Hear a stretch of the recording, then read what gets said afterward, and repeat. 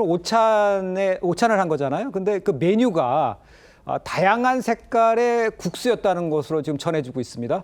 그러니까 국수를 설명할 때 여야 지도부가 막 웃음이 나왔다 뭐 이러면서 이게 통합의 의미를 담은 거냐 이런 얘기도 있었다는데 저걸 어떻게 보면 좋겠습니까? 그러니까 원식 정무수석이 통합의 의미를 담았다고 이야기를 했어요. 예. 여러 가지 색깔이 섞인 국수를 이제 그 대접을 했으니까는. 여러 색깔이 네, 여러 섞인 색깔이 국수. 섞여 있습니다. 아, 그런데 예. 지난번 그 취임사 그 하고 나서 오찬할 때도 예. 그때도 비빔밥이 나왔거든요.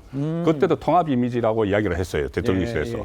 그런데 과연 그런 이제 통합 이미지를 다시 보여주기 위해서 비빔밥을 하고 또 아니면 색깔 있는 국수를 하고 예. 이런 부분과 실제로 지금 통합을 시도를 하는지 통합을 위해서 노력을 하는지는 별개의 문제가 돼버렸어요.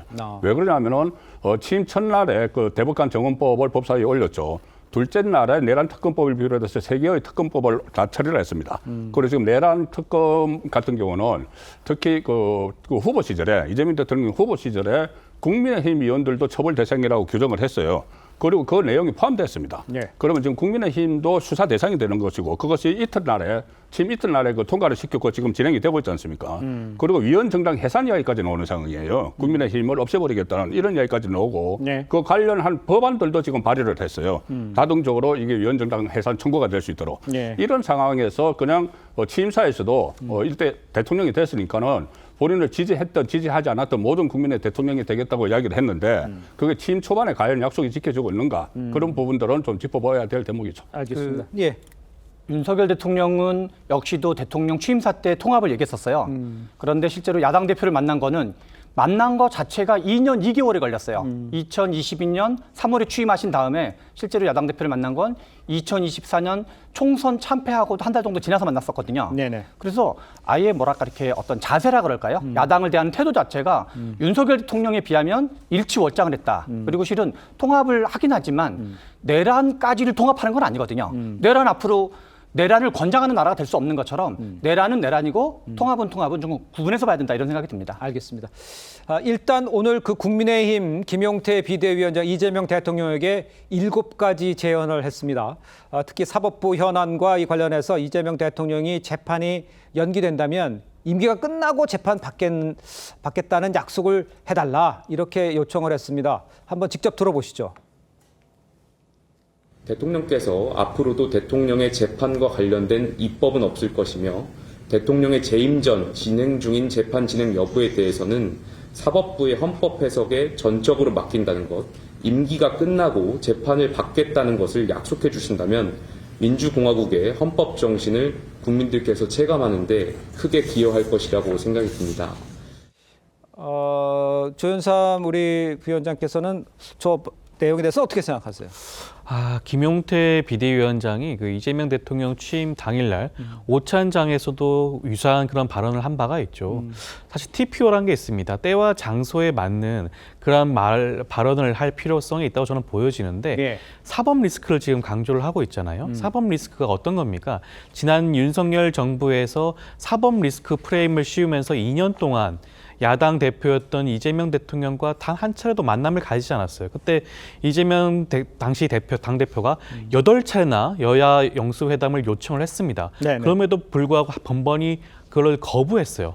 그럼에도 불구하고 처음으로 18일 만에 여야 대표를 한 자리에 모아서 회담을 갖는 자리에서 예. 사법 리스크와 관련된 언급을 한다는 자체가 저는 굉장히 때와 장소에 맞지 않는 발언이다. 어떻게 자칫 살펴보게 되면 좀 무리할 수도 있을 정도의 발언이었지 않나 생각이 들고요. 예. 그 부분조차도 이미 이재명 대통령과 민주당 지도부 간에 어떠한 교감이 있어서 해당되는 개정안 같은 경우에는 이미 보류가 된 바가 있지 않겠습니까?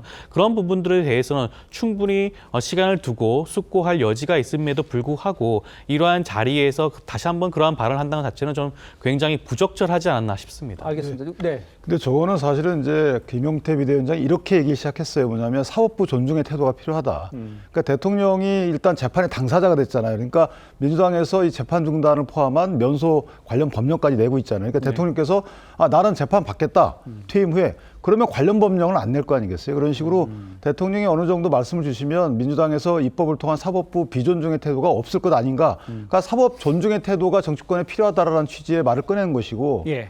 더불어서 이제 그 검찰 개혁과 관련돼서 검찰 수사권 같은 경우에는 헌법 개정 과정에서 논의할 부분이 필요하다. 이렇게 사법 전체에 대해서 네. 정치권이 너무 주무르고 있다라는 취지의 이런 그 원론적인 얘기가 들어간 거기 때문에 거기에 이제 대통령의 재판이 끼어든 거죠. 그래서 글쎄 대통령께서 듣기에는 좀 언짢으셔도 네. 글쎄 저게 부적절하다고 보지 않고 또 하나는 이전에 2022년도인가요? 그 2024년도에 4월 달에 이재명 대표와 당시에 윤석열 전 대통령과의 그 영수회담 소위 그때도 특검 얘기 나왔어요.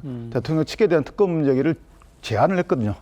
이거 통과시켜달라고. 네. 그리고 그때도 A4지 10장 정도 5,000자 정도를 쏟아내셨죠. 예. 그 정도로 만나기 힘들기 때문에 사실은 야당 입장에서는 대통령 만난 자리에서 여러 가지 제안하게 돼 있기 때문에 예. 그게 언짢은지 언짢지 않은지가 중요한 게 아니고 합리적인지 아닌지에 따라서 이걸 반응을 할 것인지 안 할 것인지가 중요하다. 이렇게 생각합니다. 예. 이재명 대통령의 재판이 어떻게 될 것인지는 많은 국민이 관심을 가지고 있어요. 그럼 야당 대표로서는 당연히 그건 대통령이 어떻게 생각하는지 물어봐야죠.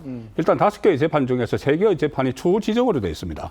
2개의 재판은 아직 결정도 안 내렸어요. 네네. 그렇다면 추후 지정이라는 게 어떤 의미인지 완전히 5년 동안 하지 않겠다는 의미인지 대통령은 그것을 어떻게 받아들이는지 본인이 만약에 지금까지 어떤 본인과 관련된 사건들에 대해서 다 사건 조작이라고 했다면은 네. 오히려 그 재판을 빨리 진행을 하라는 게 맞죠. 근데 그런 말이 안 나왔기 때문에 지금 재판부에서는 그렇게 판단을 하고 있지만은 네네. 도대체 대통령은 어떤 생각을 하는지 국민이 알아야죠. 본인의 재판에 대해서. 그리고 5년 후에는 정말 이게 어떻게 될 것인가. 이 상태에서 만약에 그 기존에 바꿨던 재판을 전부 다 없애버리지 않는 한 5년 후에 또 열려야 되잖아요. 예. 그러면 저 퇴임 대통령이 또 5년 후에 5개 재판을 받으러 가는 이 상황을 예. 국민들은 궁금해하고 있습니다. 그걸 저는 충분히 물어볼 수 있다고 봅니다.